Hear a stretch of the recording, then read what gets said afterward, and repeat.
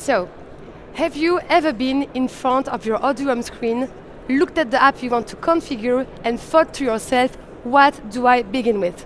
Am I doing this right? Should I choose option A or option B? If you ask yourself those questions, you are at the right place. I am Anne-Lise, and this is my colleague Alexandre, and in today's session, we are going to show you the way in order to optimize your PoS thanks to some best practices and useful features.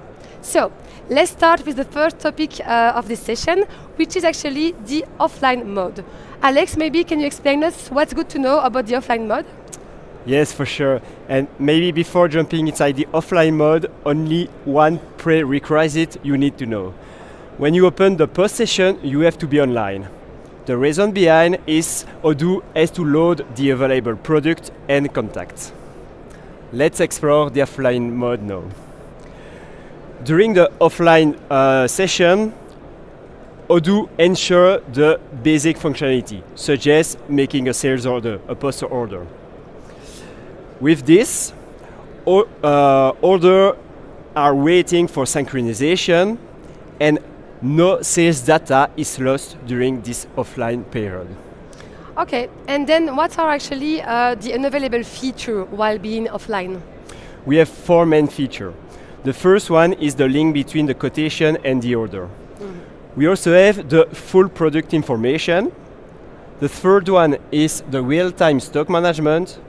And the last one, and maybe the most important one, is the invoice generation. Yes, indeed. But then how can we do, like if the customer is in front of us and he wants to get the invoice?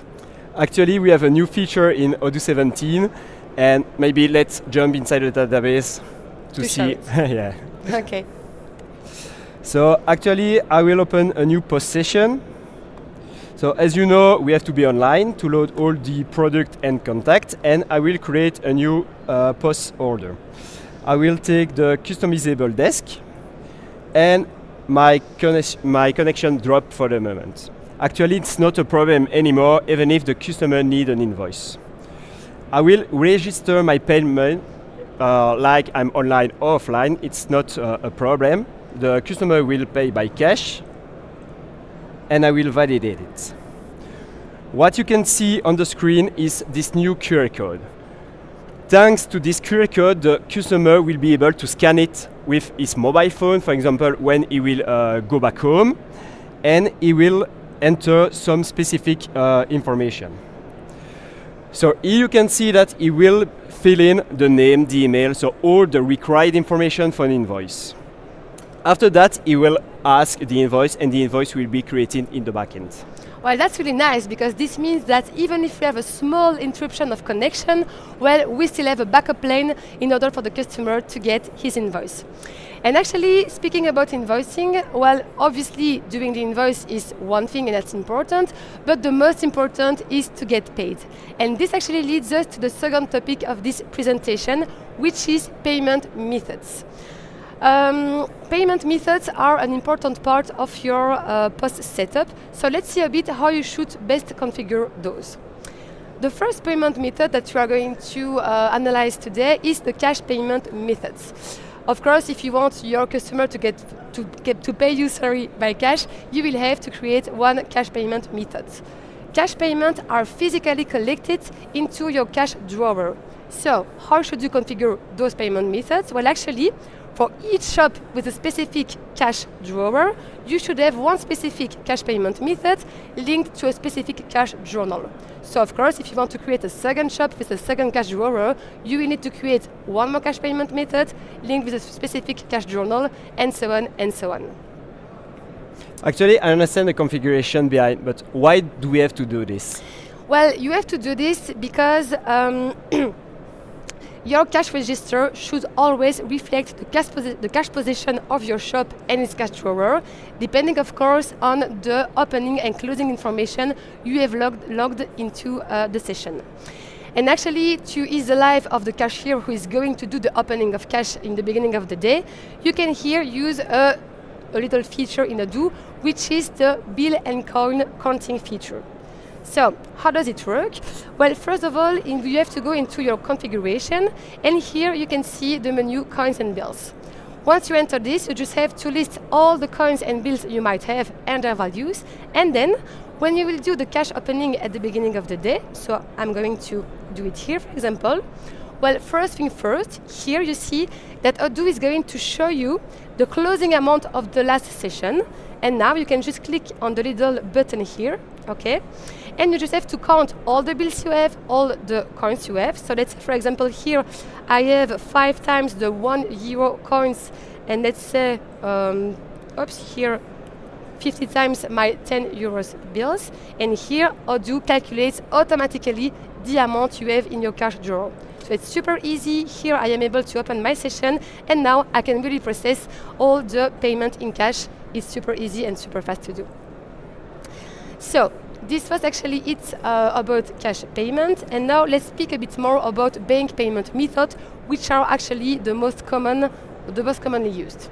Thank you for all these details. It was really clear. So now, as you know, bank payment method is really important in a daily basis, and we have different actors for this type of payment provider. So you have on your side, you have the PoS and you have the bank, but you also have the payment provider who will play the role of the intermediary between the PoS and the bank account. One more point, maybe a bit theoretical, is in Odoo, one session is equal to 1 day of transaction, represented by one opening in the morning, as you have seen with Annelise, and one closing in the evening. But we can maybe take a practical use case. So during my closing in the evening, I've collected €100 thanks to my payment terminal. Actually, my payment provider will get the €100, and inside Odoo will generate automatically some accounting entry into the outstanding bank account.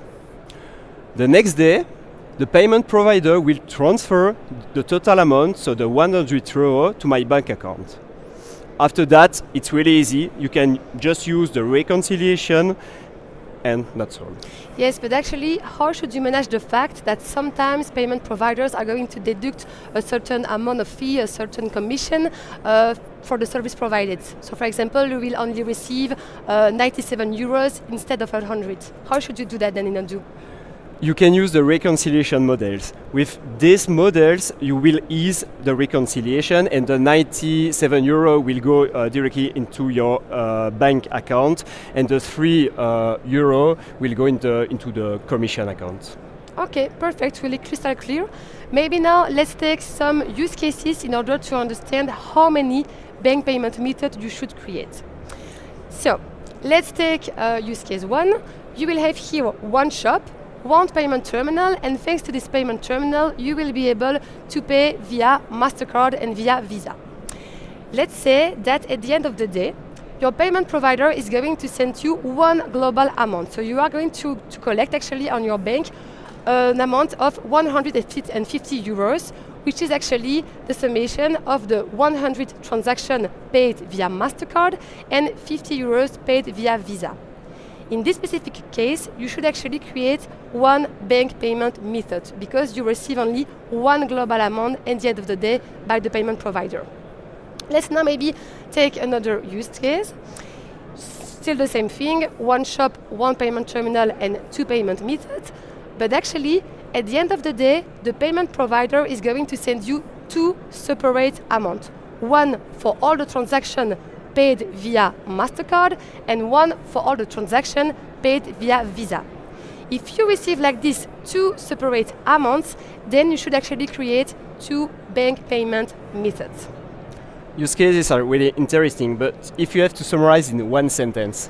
Yeah, so what you really have to remember here is that you should always create your bank payment methods depending on how the amounts per payment method, per payment terminal are going to be transferred by the payment providers. That obviously to ease the reconciliation process afterward in Odoo. So actually, those are the two most common payment methods that we can have in Odoo, but there are also some other useful features that we can have in order for the customer to pay easily in your shop. Maybe Alex, you can share those with us? Yes, and we can start with a concrete example.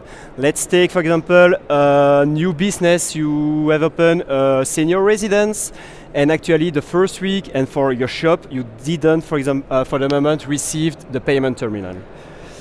What's the different possibility you will be able to give to your customer? Let's see it directly inside the database. So I'm opening my shop.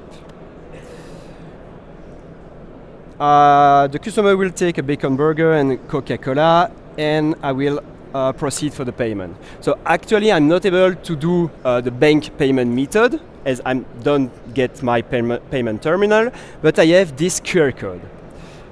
What's the action behind? When you click on validate, Odoo will automatically display this pop-up. The customer just can take his smartphone, scan the pop-up, and it will be automatically redirected to a payment page. Let's take another example. I want to give more and more flexibility to my resident, to my customer. For example, I want to let them pay later the invoice, later in the month. Thanks to the customer account, you will be able to pay later a specific invoice. What I have to do, I have to select a specific customer. I will take Anita, and now when I validate it, automatically the order is closed. So that means, for example, in 2 weeks, Anita will come back to pay the invoice. Last but not least, in my company, it's really important to be more and more paperless. In the past of Odoo, you can send the ticket thanks to emails. Now, with the native integration with WhatsApp, in one click, you will be able to send the ticket via WhatsApp. Yeah, that's amazing. So, let's now say that you want to hire some new employees because actually your shops are doing really well, and so you need new employee to be able to handle your shop. Well, one question which is really frequently asked is, do I really need to buy one user for each of my employees in the shop? Well, the honest answer is no, you do not have to, but however, we strongly advise you to have one user per employee for obvious traceability reasons. However, let's say you cannot really afford to have one user per employee, then here is what you could do. You could actually create 2 users, okay?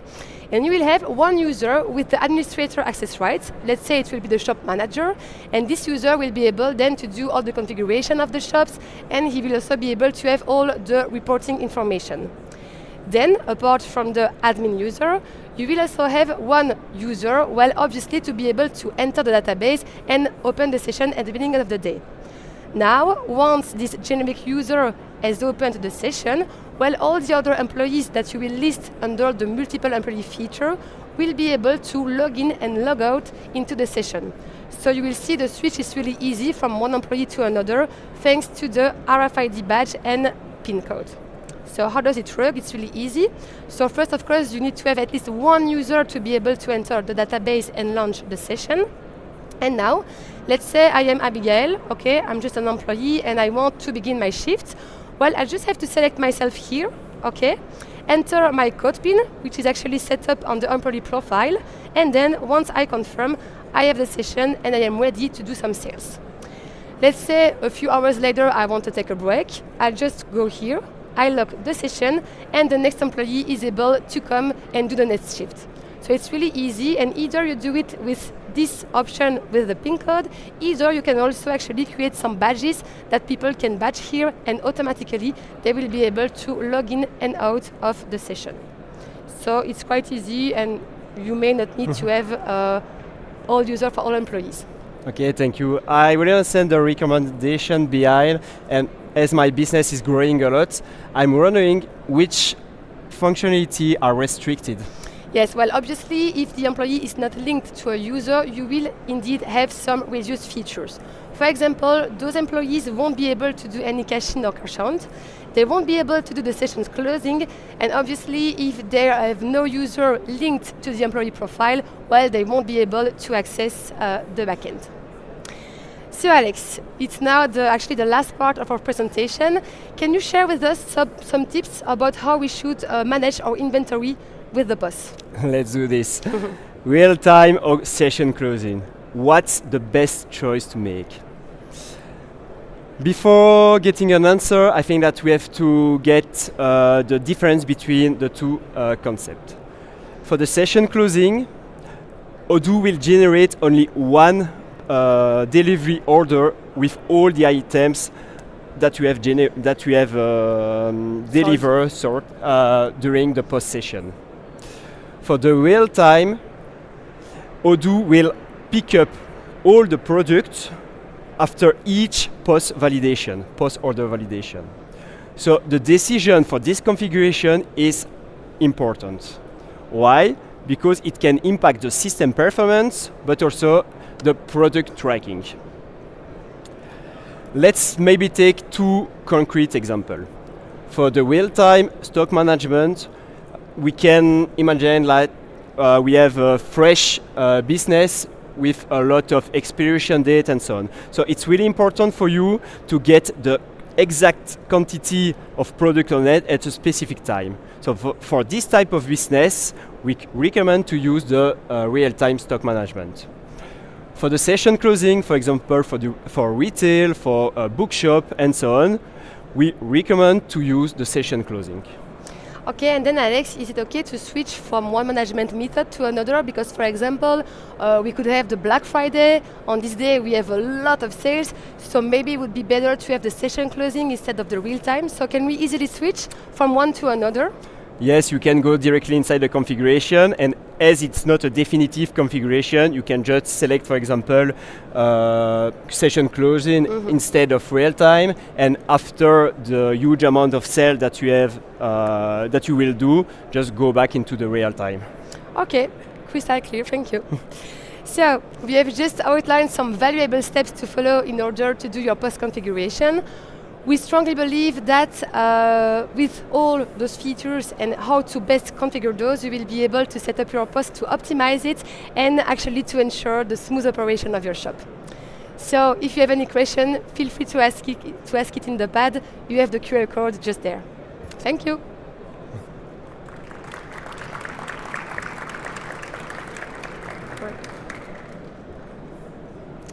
And we are super lucky because we have Hermine, who is the expert in PoS, to answer the question.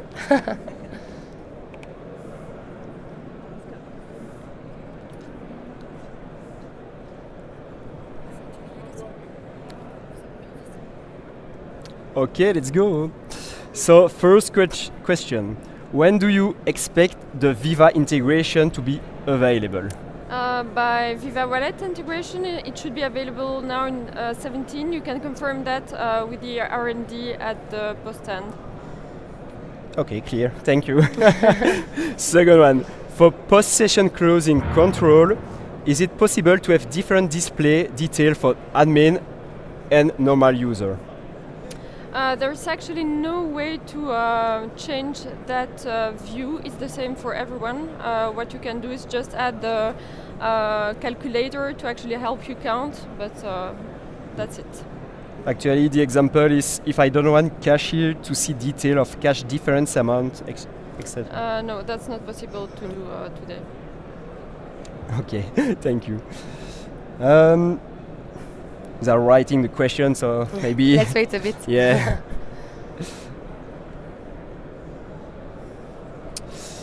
For customer display, is it possible to resize the panel so that I can show some advert on the screen? I think it's the last word. That I cannot answer like that. I think it would be possible, but it would need to be tested. Okay, thank you. Maybe one more question regarding the customer account. How many customer accounts do we need for the PoS? You actually need one per company. So basically the customer account is an accounting feature. It's linked to your receivable account, so you just need one per company. Okay, thank you. Still writing? Yeah, still writing. Actually, I have last one, but oops.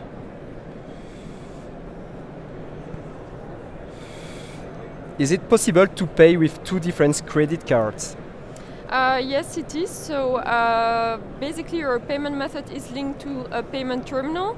What you can do is just choose the payment method once at the amount the customer wants to pay with one card, and then do a second payment with that payment method and pay for the rest with another credit card. Indeed, it is possible. Okay. Is there access control in Odoo 17 on users? What do you mean exactly by access control? I'm not.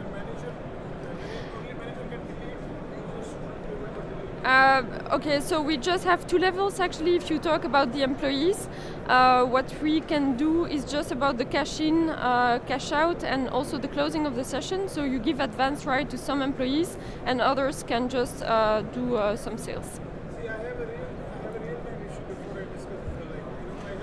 I'm really sorry, I cannot hear you very well. Maybe come just after the talk.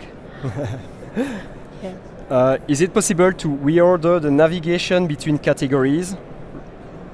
Like only show the product at the last level?